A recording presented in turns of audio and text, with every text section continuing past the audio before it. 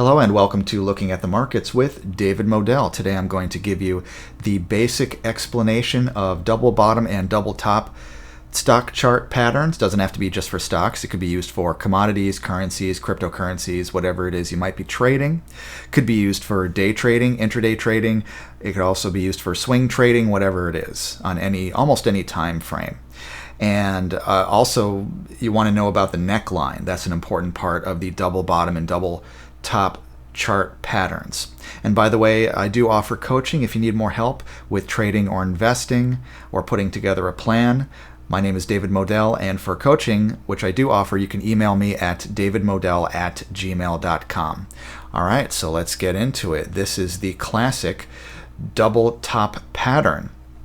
So you have the initial trend, and then it reaches a resistance level, and then it bounces off of it, and then it reaches up to that resistance level a second time, and then finally reverses. And so this is called a reversal pattern. It's a double top, all right? And then it reverses and goes down, all right? And so it is, because it eventually goes down, it is considered a bearish pattern. And these patterns do not work 100% of the time, all right? They are not guaranteed to work. Sometimes they work, sometimes they fail. I've found that in my trading and investing, they seem to work pretty well, all right? So, it depends on the circumstances. You have to be aware of things other than just looking for a pattern. You want to have a plan, all right? But that is the classic double top trading pattern, all right? And then, now that was bearish, so here's a bullish version of it. You just reverse everything. This is the double bottom trading pattern. So the initial trend is down, and then it reaches a support level. First it does it once, and then it goes back up, and then head fakes back down again, and hits that support level a second time, and then finally reverses upwards, and that final trend, and again it's a reversal pattern as you can see, and that final trend is back up, and so that's a bullish chart pattern. All right, double top and double bottom. Now you want to know about the neckline. Not everybody pays attention to that, but you probably should. If you're going to use this pattern, just be aware of it. So how do you draw a neckline in the double bottom and double top pattern? It's very simple. You just draw a horizontal line right at here, okay? Right after you have that initial trend, and then that bounce back up, and then right when that bounce reverses back down to that support level, right there is where you can draw a horizontal line. That's called the neckline. And then same with the double top pattern.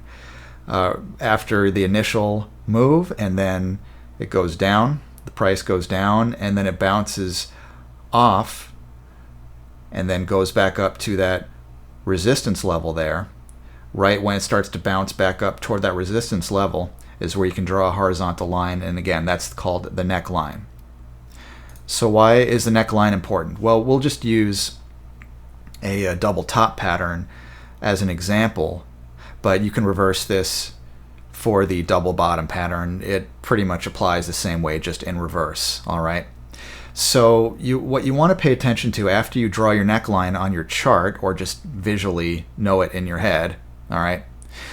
You want to be aware of the size, the distance, all right, from that line up here, that resistance level, down to the neckline, all right? That distance between where it bounces off of the resistance twice, and in the case if you reverse this and made it a double bottom pattern, it would be the distance between where it bounces off the support level twice in the neckline, all right? So know that distance, and then understand that that's how far you want it to go from the neckline and afterwards. And I'll show you what that means. Here it is, okay? So this distance should be the same as this distance. In other words, if you take a position here after it breaks out, or in this case breaks down from the neckline, because this is where you would probably take your position. This is where you would take your short position, right here. After it breaks through the neckline, you can take a short position, And then what is your profit target? Your minimum profit target would be right here.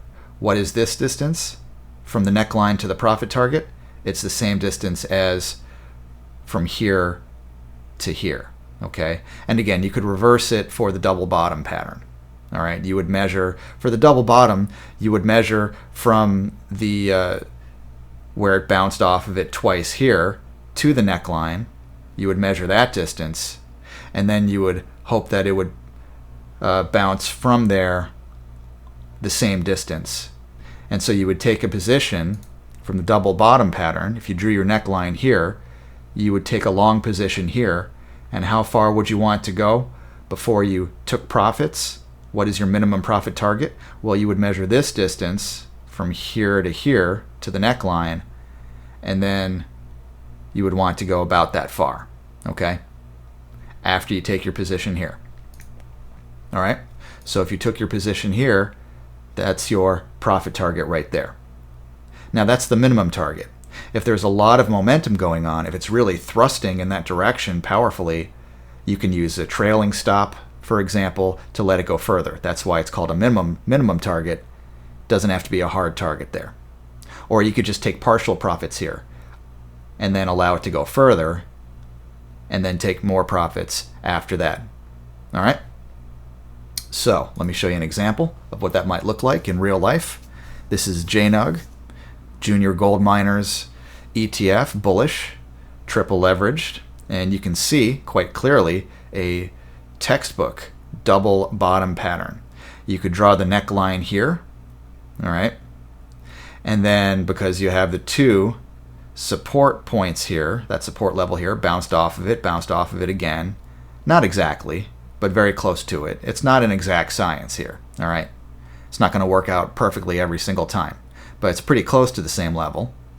So it bounced once, head fake, down again, and then bounced off of it.